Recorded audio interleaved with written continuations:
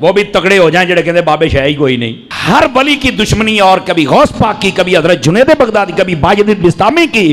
مطلب بندے کو کتا ہونا چاہیے پر انٹرنیشنل کتا تو نہیں نہ ہونا چاہیے. سارے انہوں ہی پہ گئے ہیں. وہ جڑا الو دا پٹھا ہے وہ مرزا جی پتہ نہیں پلمبر جی کیا بلا ہے وہ. میں سمجھتا تھا یہ صرف پیو کوئی نہیں, یہ تو ماں بھی کوئی نہیں, یہ تو کھوتی دا پتر لگتا ہے مینو. یہ تو کسی جانور کا بچہ ہے یار. جب میں حیران ہو گیا یار, ایسا یتیم العلم یزید الفکر خبیث النسل والاصل والعقل مطمئن کمینہ انٹرنیشنل بغیرت تجھے علم دی کتی ہے جڑا ہر بندے نو پہ گئی ہے. تم لیکن تینوں پتہ کوئی نہیں نا, تو ساڈی ایک سٹ نہیں پچانی پترا. اس واسطے اپنی زبان بند کر, بکواس بند کر. اور پیر غفران صاحب نے بھی کہا تھا, سن لو نعرہ غفران دا, مرزا جیل میں حرام دا ان کا ہے. اور اس کا جواب نہیں دے حرامی بندہ کیا دے گا بتاؤ نا مجھے. تو ایسے فتنوں کا یہی جواب ہوتا ہے. میں کہا جا ایک کنجرا گل کرن لگیا, کنجر دماغ میں کنجر گل ہی ہونی ہے, تینوں شرم تو یا نہیں پئی آؤندی. اس واسطے ان لوگوں کی بھی اتنی مرمت ہونی چاہیے, اتنی مرمت ان کی بھی ہونی چاہیے. پہ جاندہ ہے بابیاں نو جناب جے میں کہتا تینوں لگ پتا جائے گا. میں کہتا ہوں اگر یہ بغیرت اور کمینہ اور حرامی نہ ہو تو یہ ویسے ہی مر جائے, اگر حلالی ہو تو. لانتیا تجھے نہیں پتا, ویسے بھی تو انجینئر ہے, رکشے کھول کے کس, تیرا توکی نہیں بنتا ہے شعبے. مولوی اسیاں 10 سال اسی پڑھے ہیں, تماشے بنائے ہوئے ہیں, جو جاندیاں باندریاں لومڑیاں اٹھ کے بج بگیاں. اوے پہ گیا جے تواڈے پیواں پیراں نو سر نکلو باہر. اسی پھر بھی نوکری ادا کر دے پے, اسی پھر بھی نوکری ادا کر دے پے. اوے مرزے دے خلاف تواڈے پیو نے کرنیاں نے, نکلو باہر.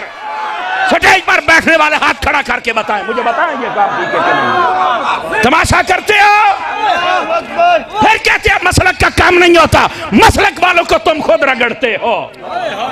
اور جو تواڈے پیواں نو پے گیا ہن تسی چوپ بیٹھے ہو, اور نکلو باہر. باپا جانی جو ہے الیاس قادری صاحب, اس وقت سب سے بڑے ان کے غوث وقت ہے نا, انہوں نے شیخ عبد القادر جیلانی المتوفا 561 ہجری سے متعلق ایک کتابچہ لکھا ہے, جنات کا بادشاہ. وہ چینی جن والا, وہ چینی جن جس میں وہ واقعہ بھی ہے. اچھا, اس میں انہوں نے ایک واقعہ لکھا ہے, اور واقعہ نہ صرف لکھا ہے بلکہ ان کے جو چھوٹو مولوی ہیں نا وہ ویڈیو میں بھی بیان کر رہے ہیں اور اس کو ڈیفینڈ بھی کر رہے ہیں. شیخ عبد القادر جیلانی کو کچھ لوگ ملنے کے لیے آئے, تو جب ان کے پاس پہنچے تو ان کا ایک جو غلام تھا اس نے لوٹا جو رکھا تو لوٹے کی ٹوٹی قبلہ کی طرف نہیں کی. تو شیخ عبد القادر جیلانی غوث پاک سرکار رضی اللہ تعالیٰ عنہ کو اس پر ملال ہوا, تو آپ نے جلال سے اس کی طرف دیکھا تو وہ آپ کی نگاہ کی تاب نہ لاتے ہوئے جاں بحق ہو گیا. اور ان تعلیمات کو یہ قرآن و سنت کے مطابق سمجھتے ہیں. ہم کہتے ہیں یہ بھی فراڈ ہے. اس میں پتہ کیا لکھا ہوا ہے واقعہ, کہ شیخ عبد القادر جیلانی رحمۃ اللہ علیہ کا ایک مرید تھا, وہ انہیں وضو کروایا کرتا تھا. ایک دن اس نے وضو کروانے کے بعد جو لوٹا ہے نا اس کی ٹوٹی قبلہ رخ رکھنے کی بجائے تھوڑی ہٹا کے رکھ دی, جان بوجھ کے نہیں, بے دھیانی کی وجہ سے. تو کہتے ہیں جی شیخ عبد القادر جیلانی کو اتنا غصہ آیا کہ انہوں نے نگاہ مار کے نا مرید کو جلا کے راکھ کر دیا, اس کی روح پرواز کر گئی. وہ مرید جو بیچارہ اس امید میں اپنے بابے سے اٹیچ تھا کہ یہ میری حفاظت کرے گا, وہ خود تو مرا, بابا بھی مار کے چلا گیا. ہاں ظاہر ہے بابے نے قتل ناحق کیا, 302 لگتی ہے بابے کے اوپر, ہاں ذہن میں رکھیے گا. تو ان کے بابوں نے ان کی آخرت کیا بچانی ہے, ان کے مرید اپنی آخرت بھی لے ڈوبے, بابا بھی نال ہی لائے گئے. تو کہتے ہیں اس کے بعد پھر انہوں نے نگاہ ماری لوٹے کی طرف تو ٹوٹی سیدھی ہو گئی. یہ ان لوگوں کا, ان کے بزرگوں کا, اب تو میں کہہ سکتا ہوں نا ان کے بزرگوں کا, کیونکہ یہ تو مانتے ہیں نا, ان کے بزرگوں کا یہ لیول ہے کہ وہ بجائے لوٹے کی ٹوٹی کو سیدھا کرنے کے بندے مار دیتے ہیں, اور پھر ہمیں یہ بتاتے ہیں کہ آپ نے رسول اللہ تک پہنچنا ہے نا صلی اللہ علیہ وآلہ وسلم, ان بزرگوں کا دامن کرم تھام لیں. توبہ توبہ توبہ, دماغ خراب ہے ساڈا, جو اپنے مریدوں کو جلا کے راکھ کر دیں, یوٹیوب سے گستاخانہ ویڈیوز نہ ڈیلیٹ کروا سکیں, ان کے ساتھ ہم نے اٹیچ ہونا ہے, ہمارا دماغ خراب ہوا ہے. اب دیکھیں اس سے کتنے مدنی پھول نکلتے ہیں. ہاں میرا دماغ کدھر جاتا ہے. سب سے پہلا مدنی پھول تو یہ ہے کہ ان کے بابے جو ہے نا قتل ناحق کرتے تھے, 302 ان پہ لگتی تھی, اور قرآن میں ہے جس نے کسی مؤمن کو ناحق قتل کر دیا وہ ہمیشہ کی جہنم میں. ان کے بابے بقول ان کے، میں نہیں کہتا، بقول ان کے، ہم تو حسن ظن رکھیں گے کہ عبد القادر جیلانی کو تو بیچاروں کو پتہ ہی نہیں ہوگا ان کے ساتھ کیا کچھ ہو رہا ہے، لیکن چونکہ یہ کروا رہے ہیں تو ظاہر ہے کہ پھر اس کا اینڈ رزلٹ یہی نکلے گا کہ وہ اپنے مریدوں کو قتل ناحق والا نہ صرف معاملہ کرتے تھے بلکہ مریدوں کی وجہ سے اپنی بھی آخرت برباد کر لی. ظاہر ہے خود بھی جہنم میں چلے گئے قتل ناحق کر کے، تو قرآن کا فتویٰ ہے. آج تو آڑے بابے ہوں 302 کٹاوا ہونا ہوتے ہیں. اچھا، اس کے بعد یہ رزلٹ نکلا کہ یہ جو ان کا دعویٰ ہے نا کہ یہ رسول اللہ صلی اللہ علیہ وآلہ وسلم کے دین کے پاسباں ہیں، امین ہیں، ان کی لیگیسی آگے لے کے چل رہے ہیں، یہ بھی بالکل فراڈ ہے. کیا رسول اللہ صلی اللہ علیہ وآلہ وسلم کا ایٹیچیوڈ یہ ہوتا تھا اپنے ساتھیوں کے ساتھ؟ بخاری اور مسلم دونوں اٹھا کے دیکھیں. انس ابن مالک کہتے ہیں 10 سال تک میں نے رسول اللہ کو وضو کروایا ہے صلی اللہ علیہ وآلہ وسلم. وہ کہتے ہیں میں چھوٹی عمر کا بچہ تھا، 10 سال کی عمر میں میری والدہ ام سلیم مجھے رسول اللہ کی خدمت کے لیے چھوڑ کے چلی گئیں، اور 10 سال میں نبی الاسلام کے ساتھ رہا. کہتے ہیں ان 10 سالوں میں کبھی ایسا نہیں ہوا کہ نبی الاسلام نے مجھے ڈانٹا ہو، مجھے کبھی یہ کہا ہو کہ تم نے یہ کام کیوں کیا، یہ کام کیوں نہیں کیا. وہ کہتے ہیں کئی بار نبی الاسلام مجھے کسی کام سے روانہ کرتے تو میں بچوں میں کھیلنا شروع کر دیتا. یار 10 سال کا بچہ کھیلے گا ہی نا.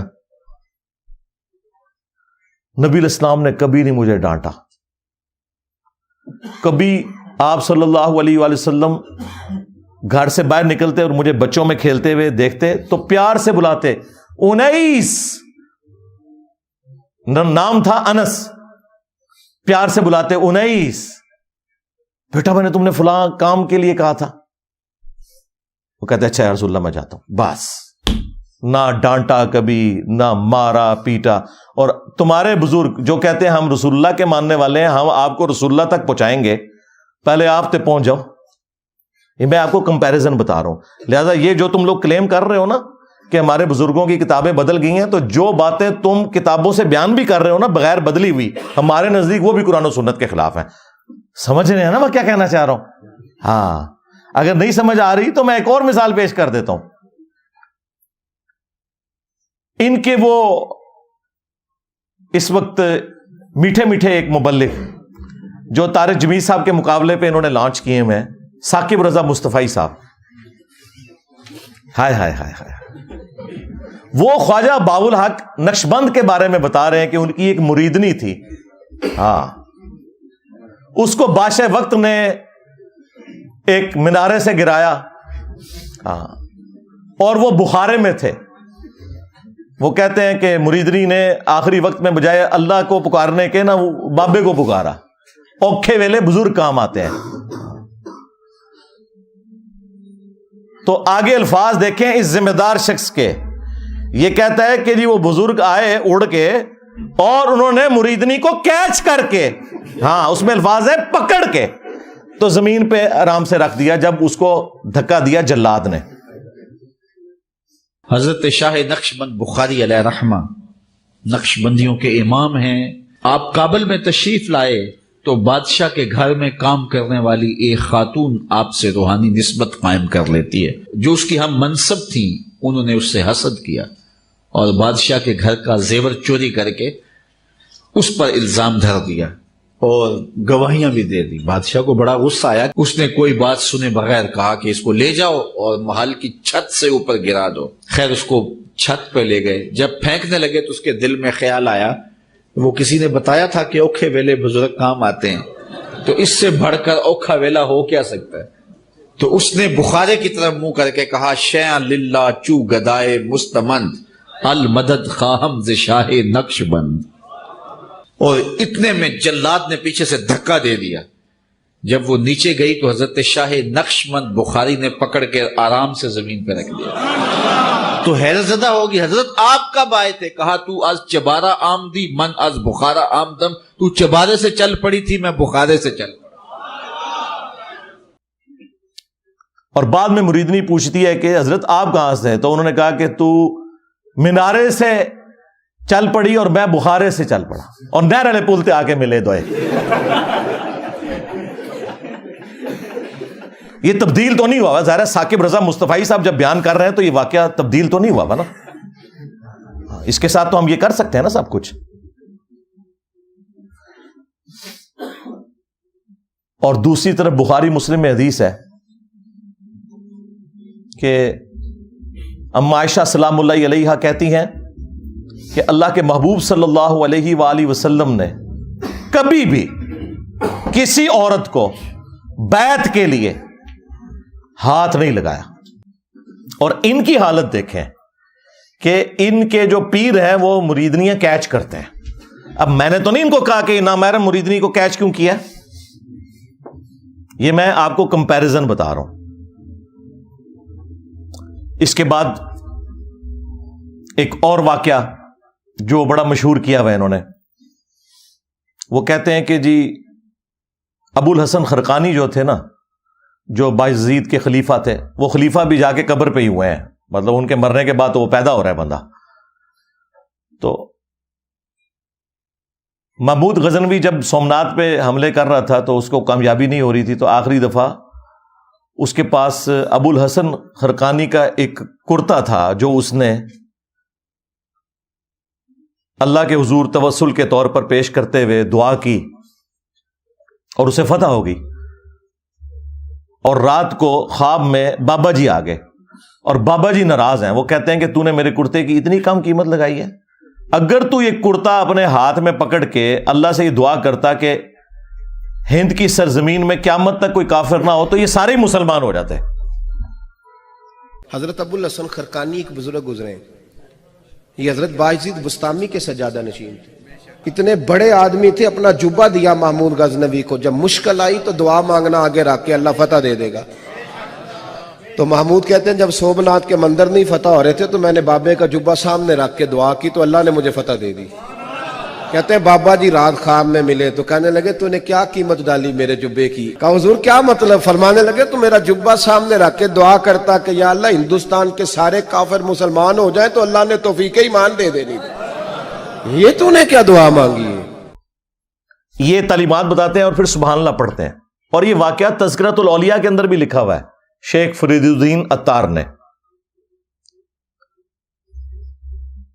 اب یہ واقعات بیان کرتے ہیں تو ہم اس کے مقابلے میں انہیں بتائیں گے کہ بھائی اگر ان کرتوں سے کوئی فرق پڑتا تو اس کائنات میں سب سے عظیم کرتا تو رسول اللہ کا ہے صلی اللہ علیہ وآلہ وسلم.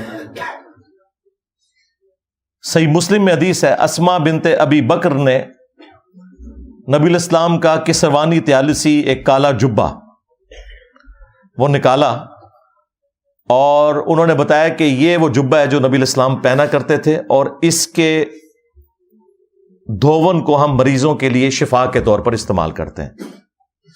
نبی الاسلام کا کرتا مبارک جو صحیح تبرک بھی ہے، جس سے صحابہ کرام نے تبرک بھی حاصل کیا، وہ کرتا جب نبی الاسلام خود پہنتے تھے، اس کرتے کو دیکھ کے تو مشرکین عرب نے اسلام قبول نہیں کیا.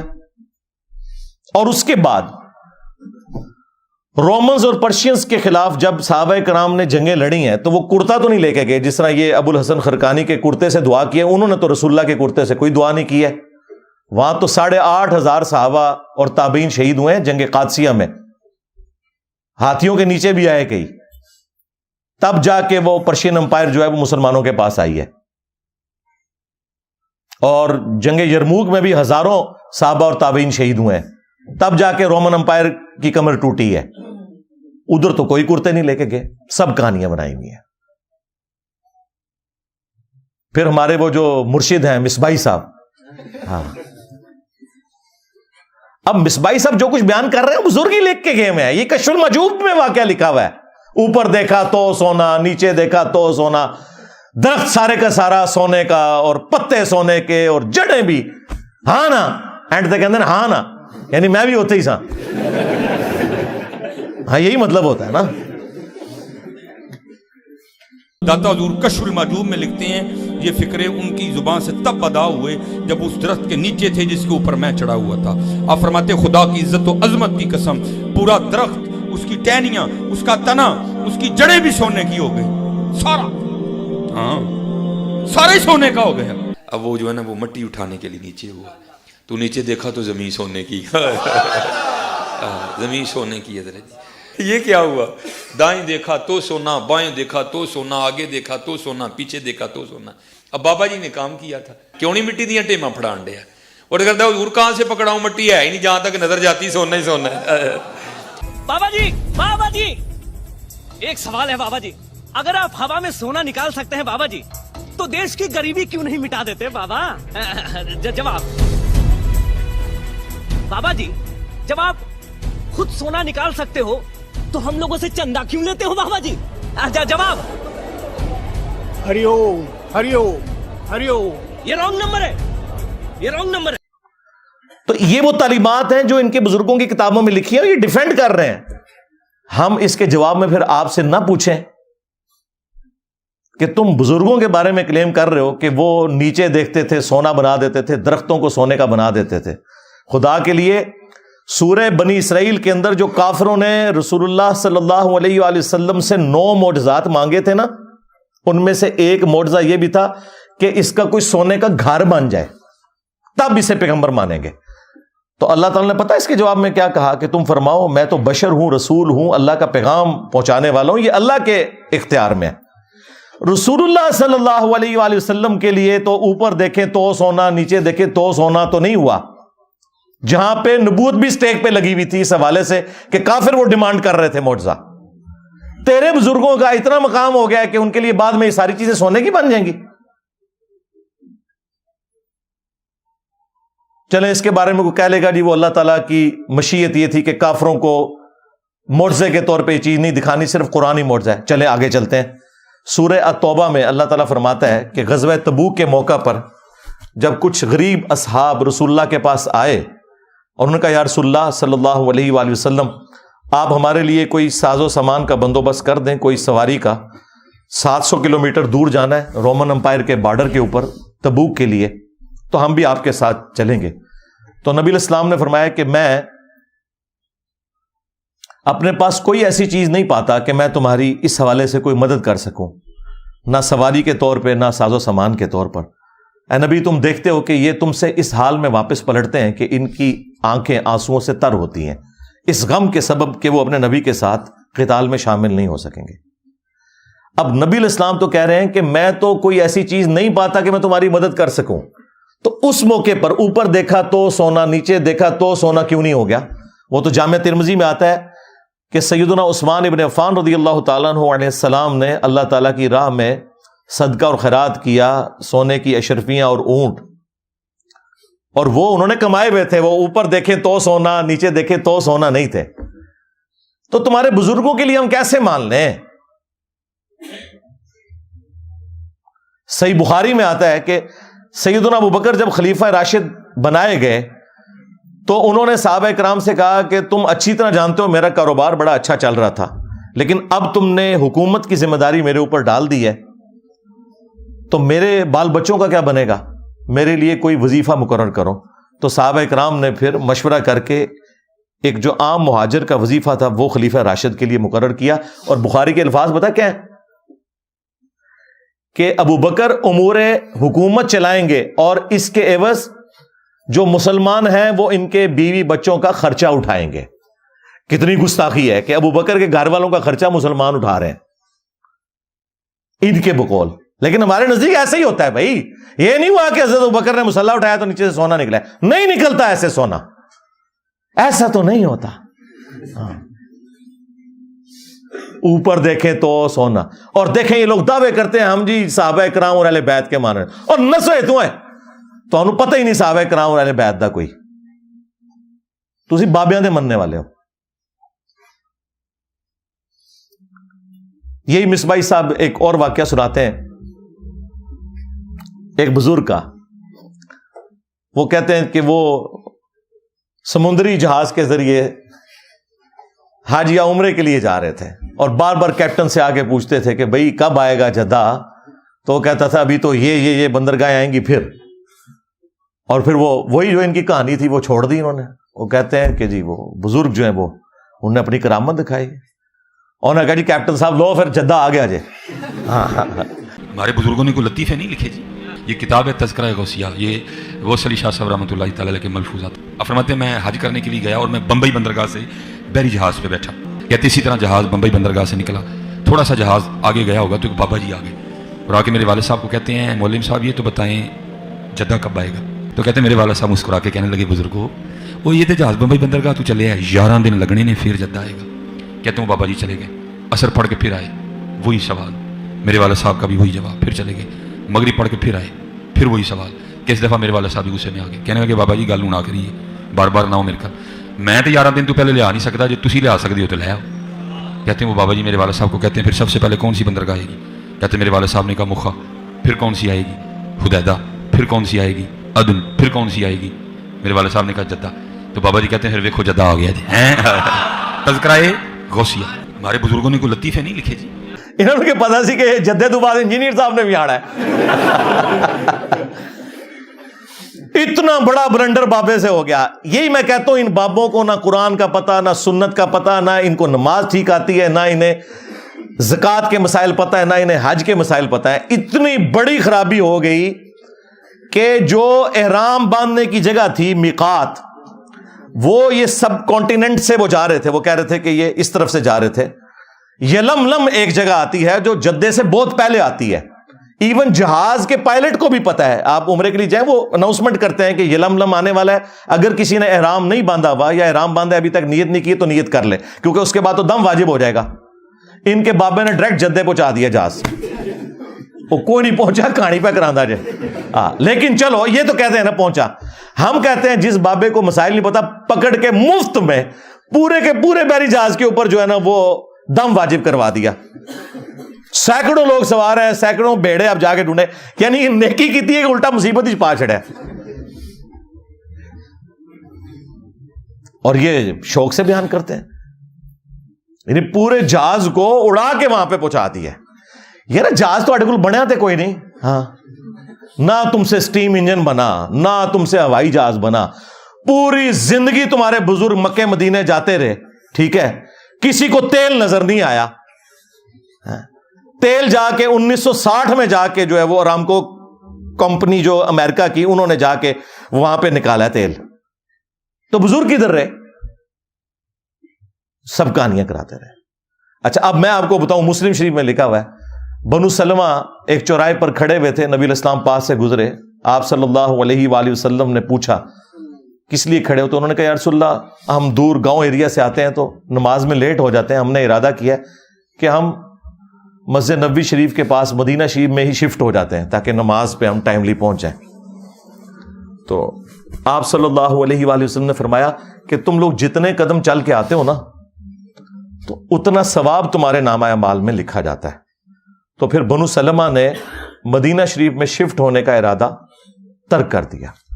اب مجھے بتائیں اس وقت رسول اللہ نے یہ مشورہ کیوں نہیں دیا کہ اڑ کے آ جایا کرو, بعد میں بابے جو اڑیں گے. او بھائی کوئی نہیں تھا اڑتا, اس کا مطلب صحابہ کرام کو ایکٹنگ بھی نہیں کر رہے تھے, وہ نہیں اڑ سکتے تھے بےچارے, اسی لیے مدینہ شریف شفٹ ہو رہے تھے.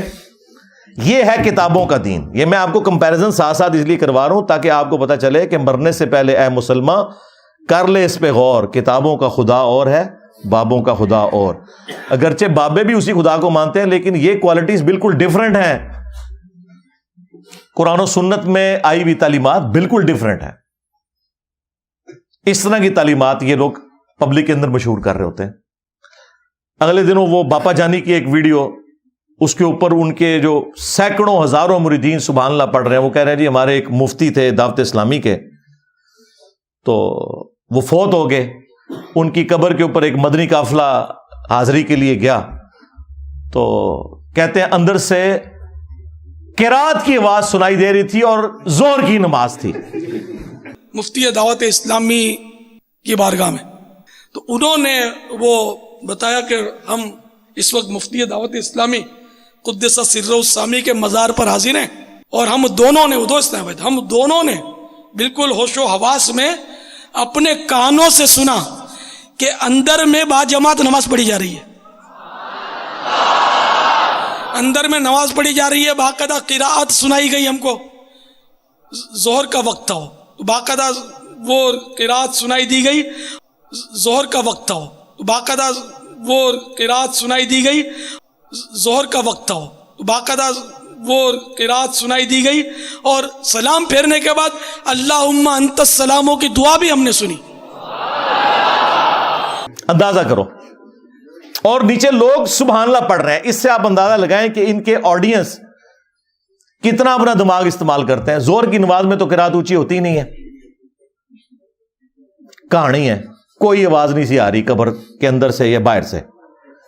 ایسے نہیں ہوتا میرے بھائی. صحابہ اکرام کا سٹیٹس میں آپ کو بتاؤں, قبر تو بہت دور کی چیز ہے. صحیح بخاری میں حدیث ہے, نبی علیہ السلام کا ایک غلام تھا مدعم, جو آپ علیہ السلام کی سواری کا کجاوا کسا کرتا تھا. خیبر کے موقع پر ایک نامعلوم تیر اسے لگا, وہ شہید ہو گیا. صحابہ اکرام نے کہا کہ تمہیں شہادت مبارک ہو, نبی علیہ السلام کی خدمت بھی اور موت بھی آپ کی موجودگی میں آئی ہے. بالکل ٹھیک رزلٹ نکالا. لیکن نبی علیہ السلام نے پتہ کیا فرمایا؟ آپ نے فرمایا تم اسے شہادت مبارک کہہ رہے ہو, حالانکہ میں نے دیکھا ہے کہ اس نے مال غنیمت کی ایک چادر چوری کی تھی جو اللہ تعالیٰ نے آگ کی بنا کے اس کے اوپر ڈال دی ہے. صحابہ کرام کو تو سامنے میت کے اوپر کوئی چادر نظر نہیں آئی. ان کے بزرگوں کو نظر آتا ہے جی قبر کے اندر کون نماز پڑھ رہا ہے, کوڑ مار رہے ہو, اور نماز زور کی اور کہہ رہے کہ رات کی آواز باہر سنائی دے رہی تھی. زور میں تو آہستہ آواز سے ہوتی ہے. کوئی جھوٹ گھرنا تھا تو مغرب عشاء کا ذکر کرتا ہے, لیکن وہ چور اپنی لنگوٹی چھوڑ جاتا ہے نا, اور ہم تو تیار بیٹھے ہیں پکڑنے کے لیے. چھوڑ ہی نہ ہو تب بھی ہم پکڑ لیتے ہیں, جب کوئی اتنی چھوڑ کے جائے تو ویسے پکڑی جائے گی. تو صحابہ کرام اپنے گھروں کی طرف دوڑے. اگر کسی نے غلطی سے بھی کوئی ایک رسی کا ٹکڑا بھی اٹھایا تھا نا, یہ سمجھ کے کہ اس کی کیا ورت ہے, لا کے مال غنیمت میں جمع کروایا کہ اس کی وجہ سے ہماری پکڑ نہ ہو جائے. پھر بخاری مسلم میں حدیث موجود ہے کہ نبی علیہ السلام 2 قبروں کے پاس سے گزرے تو رک گئے. صحابہ کرام نے کہا یا رسول اللہ آپ کیوں رکے ہیں؟ فرمایا 2 قبر والوں کو عذاب ہو رہا ہے. صحابہ کرام کو تو نہیں قبر کا عذاب نظر آیا, ان کے بزرگوں کو کشف القبور ہوتا ہے, جی آخرت کا بتا دینا, اور چھڑ دو آخرت کا 10 دن دینا. یہ دیکھ کے نا, دیکھ کے میری میکینیکل انجینئرنگ کا ایک فارمولہ نہیں پڑھ سکتے, سمجھانا تو دور کی بات ہے, جب تک انہوں نے سیکھا نہ ہو کہانیاں. اور دیکھیں یہ باپا جانی جو ہے نا, یہ کئی بار درس دیتے ہوئے نا اینک لگائی ہوتی ہے انہوں نے, اور جو لوگوں کے دلوں کے حال جانتے ہیں وہ سامنے پیڈ سے پڑھنے کے لیے ان کو اینک لگانی پڑتی ہے. اور زوم کر لیا کرو اینج کر کے, کم از کم انجینئر صاحب دے فتوے تو بچ جاؤ. اینک کے بغیر جو سامنے لکھا ہوا اردو نہ پڑھ سکے وہ دل کے حال جانے گا. کہانیاں کرانیاں بند کرو. جھوٹ اپنی طرف سے چیزیں بنا بنا کے مارکیٹ میں پھینکتے ہیں, اور لوگوں کو جو ہے نا وہ اپنے بزرگوں کا پھر اسیر کیا ہوا ہے کہ جی ہمارے بزرگ تو یہ کر لیتے تھے, تو وہ کر لیتے تھے, تو یہ کر لیتے تھے. تو نبی علیہ السلام نے کہا ان 2 قبر والوں کو عذاب ہو رہا ہے. ان میں سے ایک چگلی کھاتا تھا, دوسرا پیشاب کے چھینٹوں سے نہیں بچتا تھا. آپ نے پھر ایک درخت کی ٹہنی توڑ کے اس کے 2 حصے کیے, اس پہ لگائے, اور فرمایا جب تک یہ ہری رہیں گی ان کے عذاب میں تخفیف ہوگی نبی علیہ السلام کی دعا کی برکت سے. پھر مسلم شریف میں حدیث ہے, نبی علیہ السلام نے فرمایا کہ میں نے ارادہ کیا کہ میں اللہ سے دعا کروں کہ تمہیں عذاب قبر سنوا دے. دیکھ تو کوئی سکتا ہی نہیں, لیکن پھر میں اپنے اس ارادے سے پیچھے ہٹ گیا. مجھے خدشہ ہوا کہ تم اگر عذاب قبر سن لو تو اپنے مردوں کو دفنانا ہی چھوڑ دو گے, اتنا خوف کھا جاؤ گے. صحابہ اکرام کو تو عذاب قبر دیکھنا تو دور کی بات, نبی علیہ السلام کہتے ہیں تمہیں تو سنوایا بھی نہیں جائے گا, اور یہ لوگ اپنے بزرگوں کے بارے میں کلیم کرتے ہیں. سب کہانیاں بنائی ہوئی ہیں, جھوٹ ہے. جھوٹ بولو اور بولو, بولتے جاؤ, اسی لپیٹتے جاؤں گے تھوڑی. اینڈ ریڈی نے گچھی انہوں آگے لا دیں گے قرآن و سنت کے دلائل سامنے رکھ کے. کہانیاں بنائی ہوئی ہیں, جھوٹ پہ جھوٹ بولتے جاتے ہیں. تو یہ وہ تعلیمات میں آپ کو بتا رہا ہوں موٹی موٹی جو ان کے کلیم ہیں. اور جی بزرگ تھے تو وہ ان کا ایک مرید تھا, اس کی بیوی حافظ قرآن تھی, وہ بیچارہ کوہرا تھا, وہ پریشان ہو گیا. بیوی نے کہا میرے نڑے نہ لگے جو تک تو بھی حافظ نہ بنے. تو ٹائم قیامت تک کی. وہ جناب پریشان ہو کے پیر صاحب کے پاس پہنچا. پیر صاحب نے کہا جی کہ جی صبح, اور یہ وہ واقعات جو انہوں نے کتابوں میں لکھے ہوئے ہیں, بیان کرتے ہیں, یہ وہ ہیں جو تبدیل نہیں ہوئی ہوئی, یہ وہ چیزاں نے. کہتے ہیں جی وہ پیر صاحب نے صبح کے وقت جب سلام پھیرا فجر کی نماز میں, دائیں طرف جتنے تھے حافظ قرآن بن گئے, بائیں طرف جتنے تھے ناظرہ بن گئے. اور لوگ کہتے ہیں سبحان اللہ. اس طرح کوئی حافظ قرآن بنتا ہوتا تو صحابہ صفا کا جو چبوترا ہے 155 صحابہ کا, ان میں سے جو احادیث روایت کرنے والے صاحب ہیں وہ تو چند ایک ہیں. حضرت ابو ہریرہ رضی اللہ تعالیٰ عنہ، اور ان کے لیے بھی خاص دعا تھی، بخاری مسلم میں آئی. تو وہ حدیثیں نہیں بھولتے تھے. وہ کہتے ہیں میں بھول جاتا تھا، پھر حضور نے میرے لیے دعا کی، میں پھر جو بھی نبی علیہ السلام سے سنتا تھا یاد کرتا تھا. لیکن انہوں نے بھی یہ نہیں ہوا کہ نبی علیہ السلام نے کوئی دائیں طرف سلام پھیرا تو ان کو ساری حدیثیں یاد ہو گئی ہیں، محنت سے یاد کی ہیں بعد میں بھی. یہ میں آپ کو فرق بتا رہا ہوں. ورنہ یہ اتنے لوگوں کی نبی علیہ السلام تعلیم کا اہتمام کیوں کرتے تھے؟ حتیٰ کہ مسند احمد میں آیا کہ غزوہ بدر کے جو قیدی تھے کافر، وہ چھوڑنے کے لیے یہ ان کے لیے فدیہ مقرر کیا گیا جن کے پاس پیسے نہیں تھے کہ تم لوگ مسلمانوں کو لکھنا پڑھنا سکھا دو. نبی علیہ السلام نے تو نہیں کہا کہ بھی جس نے لکھنا پڑھنا سیکھنا ہے میرے پیچھے نماز نیت کرے، دائیں طرف سلام پھیروں گا سارے حافظ ہو جائیں گے، بائیں طرف سارے ناظرہ ہو جائیں گے. اس کا مطلب ہے کہ جو کچھ تم اپنے بزرگوں کے بارے میں کلیم کر رہے ہو نا، واقعات، وہ سب کے سب خود فراڈ کے اوپر مبنی ہے.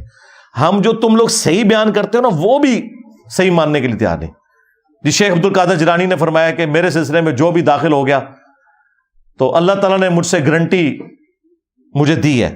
اندازہ کرے غیر پیغمبر جو 500 سال بعد آیا اس کے بارے میں ایک کلیم کر رہے ہیں، اللہ نے اسے گارنٹی دے دی ہے.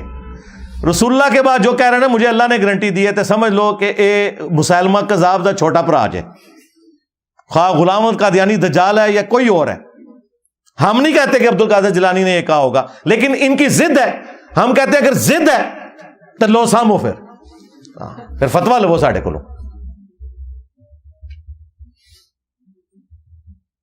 تمام اولیاء کی گردن پہ میرا پاؤں. توبہ توبہ، کیا کبھی ابو بکر، عمر، عثمان و علی نے یہ دعویٰ کیا کہ تمام صحابہ کی گردن پہ ہمارا پاؤں ہے؟ اور یہ آگے سبحان اللہ پڑھ رہے ہوتے ہیں. عقل کا ماتم کرے. جی میرا مرید جو ہے وہ مشرق میں ہو اور میں مغرب میں ہو اور اس کا ستر کھل جائے تو میں پہنچ جاؤں گا. میں کہا بڑو سچے قادری.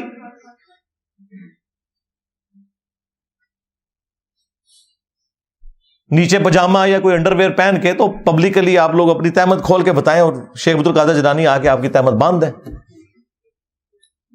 وہ کہتے ہیں نہیں اس طرح تو بزرگوں کو چیک تو نہیں کرنا چاہیے نا، یہ تو ویسے انہوں نے فرمایا تھا. اور پریکٹیکلی ایک ہوا ہے انڈیا میں، ایک مولوی ان کا قادری تقریر کر رہا تھا، بڑا اچھل کود رہا تھا، اس کی شلوار اتر گئی. وہ آپ نے ویڈیو دیکھی ہوئی ہے نا؟ یہاں کے فارغین تبلیغ اس طرح کریں گے، سارے بڑے کو ہم دیوبند کی مکتب میں شامل اور حاصل کر لیں گے.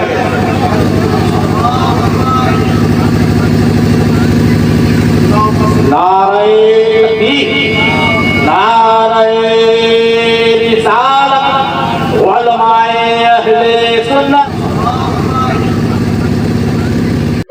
اور کوئی نہیں شیخ عبد القادر جیلانی اس کی شلوار اوپر کرنے کے لیے آئے. سارے مریدوں کو جنت میں ساتھ لے جاؤں گا. اللہ کے بندو تم نے قرآن و حدیث پڑھا ہی نہیں ہوا. سورہ الشعراء میں جب وہ آیت نازل ہوئی کہ اپنے قریبی رشتہ داروں کو ڈر سنائیے، تو بخاری اور مسلم دونوں میں یہ حدیث موجود ہے. نبی علیہ السلام نے اپنے چچا عباس کو مخاطب کیا، اے نبی کے چچا عباس، میرے مال سے جو لینا ہے لے لے، اگر اللہ کے حضور پکڑا گیا تو میں تیرے کچھ کام نہیں آؤں گا. اے نبی کی پھوپھی صفیہ، میرے مال سے جو کچھ لینا ہے لے لے، اگر اللہ کے حضور تو پکڑی گئی تو میں تیرے کچھ کام نہیں آؤں گا. اے نبی کی بیٹی فاطمہ، میرے مال سے جو تو نے لینا ہے وہ لے لے، اگر اللہ کے حضور تو پکڑی گئی تو میں تیرے کچھ کام نہیں آؤں گا. اندازہ کریں. اور ادھر یہ لوگ کہتے ہیں جی ہم اپنے مریدوں کو بھی ساتھ لے کے جائیں گے جنت میں، اس وقت تک جنت میں داخل ہی نہیں ہوں گے. اللہ سے ڈر جاؤ. یہ تکبرانہ جملے کہ اولیاء کی گردن پہ میرا پاؤں ہے. اچھا پھر یہ بھی یہ پورا قصیدہ ان کی طرف قصیدہ غوثیہ منسوب کیا ہوا ہے. اور وہ پیر میر علی شاہ صاحب کے دربار کے اوپر نا جمعے کے دن مصطفیٰ جان رحمت پہ لاکھوں سلام تو کبھی کبھار ہی پڑھا جاتا ہے، قصیدہ غوثیہ برل وہاں پہ پڑھا جاتا ہے. جی قیامت تک سورج جو طلوع ہوگا وہ مجھے میری اجازت سے طلوع ہوگا، مجھے بتائے گا کہ کیا کچھ ہونا ہے. پتہ نہیں کیا کچھ کہانیاں لکھی ہیں نے، مطلب وہ جو کوئی صحابی بھی نہیں سوچ سکتا اپنے بارے میں. تو یہ ساری کی ساری باتیں کرنے کے بعد پھر میں بولوں کہ نہ بولوں کہ میرے نبی سا ہے ہی کوئی نہیں، بابے تھے شے ہی کوئی نہیں. کیونکہ یہ جتنے میں نے 7-8 واقعات آپ کو بابوں کے بتائے ہیں نا، اس کے مقابلے میں قرآن و سنت کی تعلیمات بتائی ہیں. تو اب میں حق بجانے میں ہوں یہ کہنے میں کہ نبی کے جیسا ہے ہی کوئی نہیں، بابے تھے شے ہی کوئی نہیں. جو چیزیں نبی الاسلام ان کے صحابہ کے لیے نہیں ہیں تم نے بابوں کے لیے کلیم کی ہیں. تو ہم کہہ رہے ہیں نا یہ ہم بابوں کو توہین کے طور پہ نہیں کہہ رہے. اور ویسے بھی تم نے ہمیں خود یہ کہانی پڑھائی ہوئی تھی کہ جی کوئی بڑے سے بڑا غوث کتب ابدال ہو, وہ کسی صحابی کے گھوڑے کے قدموں کی خاک جو گھوڑے کے نتنوں میں بیٹھے, یہ جو ایک کہانی پوری انہوں نے بنائی ہوئی ہے, کولوئی بنائی ہوئی ہے. چلیں یہ تو مانتے ہیں اس کہانی کو, اس کے برابر نہیں ہو سکتا. تم تو کہتے ہو کہ غوث کتب ابدال یعنی تمہارے بابے صحابہ کرام کے گھوڑے کے قدموں کی خاک کے برابر بھی نہیں ہے. جانوروں سے بدتر سمجھتے ہو غوث کتب ابدال کو, تم ظاہر ہے جانوروں سے بدتر سمجھ رہے. ہم تو اس بات کو نہیں مانتے. کوئی بھی جانور کسی مسلمان سے افضل نہیں ہو سکتا. بہرحال تم کہتے ہو کہ وہ ان گھوڑوں کے قدموں کی خاک جو ہے نا وہ افضل ہے تمہارے غوث کتب ابدال سے. تو میں تو چھوٹی بات کر رہا ہوں, بابے تشیعی کوئی نہیں. مجھے تو کہنا چاہیے کہ ابو بکر عمر عثمان و علی جیسا ہے ہی کوئی نہیں. تیرے بابے تشیعی کوئی نہیں. تیرے بابے تھے ابو بکر عمر عثمان و علی کے گھوڑے کی خاک کے مقابلے میں بھی شیعی کوئی نہیں. مجھے تو یہ بولنا چاہیے. تو بڑا ہلکا جملہ بول رہا ہوں, رجوع کرا پھر میں دیتے بھی جی بابے تشیعی کوئی نہیں, بابے تشیعی کوئی نہیں. جی آئے دن انجینئر صاحب نعرہ لگاتے ہیں. تم نے یہ نعرہ لگایا ہوا ہے نا کہ کوئی غوث کتب ابدال جو ہے وہ کسی صحابی کے گھوڑے کے قدموں کی خاک کو نہیں پہنچ سکتا. خود سے ایک جعلی کہانی. ہاں یہ ضرور ہے حدیث ابو داؤد کے اندر, جب مولا علی علیہ السلام کے اوپر سب و شتم کروا رہے تھے بنو امیہ کے لوگ کر رہے تھے, حضرت مغیرہ ابن شعبہ کی موجودگی میں, وہ گورنر کوفہ تھے, وہ اپنے سامنے کروا رہے تھے. مسند احمد میں بھی موجود ہے, جدھر پھر ان کو بڑا غصہ آیا حضرت سعید ابن زید کو جو عشرہ مبشرہ میں سے تھے اور حضرت عمر کے وہ بہنوئی تھے. انہوں نے کہا اوے مغیرہ, اوے مغیرہ. اور ایک روایت میں آتا ہے اس ظالم کو دیکھو اپنے سامنے ایک جنتی کے اوپر لعنت کروا رہا ہے. تو انہوں نے کہا کہ نبی کے صحابی کے سامنے یہ ہو رہا ہے کہ ایک جنتی شخص کے اوپر لعنت کروائی جا رہی ہے. میں نے خود رسول اللہ سے سنا تھا ابو بکر جنت میں, عمر جنت میں, عثمان جنت میں, علی جنت میں, طلحہ جنت میں. عشرہ مبشرہ والی انہوں نے حدیث سنائی اور انہوں نے کہا کہ یاد رکھنا تم بعد کے لوگ جتنے ہو نا, تمہیں عمر نو بھی مل جائے نا, تو جو نبی کا صحابی نبی صلی اللہ علیہ وآلہ وسلم کے ساتھ جہاد میں شریک رہا اور اس کے چہرے کے اوپر گرد آ گئی, مٹی, اس جہاد کی وجہ سے, تو کوئی شخص جو ہے عمر نو بھی اسے مل جائے نا, وہ پوری زندگی نیک اعمال کرتا رہے نا, وہ صحابی کے برابر نہیں ہو سکتا. حدیث میں یہ تھا کہ جس صحابی کے جسم پہ گرد آ جائے جہاد کرنے کی وجہ سے, اس صحابی کے برابر, عمر نوح کے برابر بھی کسی کو عمر مل جائے, وہ نیک اعمال کرتا رہے, نہیں پہنچ سکتا. انہوں نے کہانی بنا دی کہ جی گھوڑے کے قدموں کی خاک کے برابر بھی نہیں. جو صحیح بات ہے وہ میں نے آپ کو بتائی کیا موجود ہے. تو جب تم کہو کہ کوئی بڑے سے بڑا غوث کتب ابدال کسی صحابی کے گھوڑے کے قدموں کی خاک کے برابر نہیں, تو تم خود ہی کہہ رہے ہو نا بابے تشیعی کوئی نہیں. ہم تو پھر بھی بہت بڑی بات کر رہے ہیں کہ نبی کے جیسا ہے ہی کوئی نہیں, بابے تھے شیعی کوئی نہیں. تم نے تو یہ پڑھایا ہوا ہے کہ صحابی کے گھوڑے کی خاک جیسا ہے ہی کوئی نہیں, بابے تشیعی کوئی نہیں. تو میرا نعرہ تم سے بہتر ہے اللہ کے فضل سے, لیکن توجہ نہیں تھی. صلو علی محمد وآل محمد, اللہم صلی علی محمد وعلی آل محمد واصحاب محمد وازواج محمد وامت محمد اجمعین الی یوم الدین, آمین. اللہم انی اسألک بانک انت اللہ لا الہ الا انت الاحد الصمد الذی لم یلد ولم یولد ولم یکن له کفوا احد. اللہم صلی علی محمد وعلی آل محمد. ربنا آتنا فی الدنیا حسنہ وفی الآخرۃ حسنۃ وقنا عذاب النار. ربنا آتنا من لدنک رحمہ وہیئ لنا من امرنا رشدا. لا الہ الا انت سبحانک انی کنت من الظالمین. اللہم اغفر لحینا ومیتنا وشاہدنا وغائبنا وصغیرنا وکبیرنا وذکرنا وانثانا. اللہم من احییتہ منا فاحیہ علی الاسلام ومن توفیتہ منا فتوفہ علی الایمان. اے اللہ جن جن بھلائیوں کا سوال تیرے محبوب صلی اللہ علیہ وآلہ وسلم نے تجھ سے کیا، ہمارے حق میں، ہمارے ماں باپ کے حق میں، ہمارے بیوی بچوں کے حق میں، پوری امت کے حق میں قبول و منظور فرما۔ جن جن چیزوں کے شر سے تیرے محبوب علیہ السلام نے تیری پناہ طلب کی، تمام مسلمانوں کو ان چیزوں کے شر سے اپنی پناہ عطا فرما۔ بالخصوص فلسطین کے مسلمان، کشمیر کے، چائنا کے، انڈیا کے، افغانستان کے، یمن، عراق، شام، پاکستان، جہاں کئی مسلمان کسب پرسی کی زندگی گزار رہے ہیں، غیب سے ان کی عزت، آبرو، جان و مال کی حفاظت فرما۔ اے اللہ ہمیں کتاب و سنت کی تعلیمات پر عمل کر کے دوسرے بھائیوں تک پہنچانے کی توفیق عطا فرما۔ اے اللہ جو مسلمان فوت ہو چکے ان کی مغفرت فرما، جو زندہ ہیں قبر و آخرت کی تیاری کرنے کی توفیق عطا فرما، جو بیمار ہیں انہیں شفاء کلی عطا فرما۔ حاضرین کے دلوں میں جو جو نیک اور جائز دعائیں ہیں قبول فرما۔ تمام مسلمانوں کی تمام دینی، دنیاوی، جسمانی، روحانی، ظاہری، باطنی پریشانیاں، تکلیف، مصیبتیں، دکھ تر، بیماریاں، دشواریاں دور فرما۔ اے اللہ ہمارے ملک پاکستان کی خیر فرما، پورے عالم اسلام کی خیر فرما، عالم اسلام کو اندرونی اور بیرونی خطرات سے محفوظ فرما۔ سبحان ربک رب العزت عما یصفون وسلام علی المرسلین والحمد للہ رب العالمین وصلی اللہ علی النبی الکریم وعلی آلہ واصحابہ اجمعین الی یوم الدین، آمین۔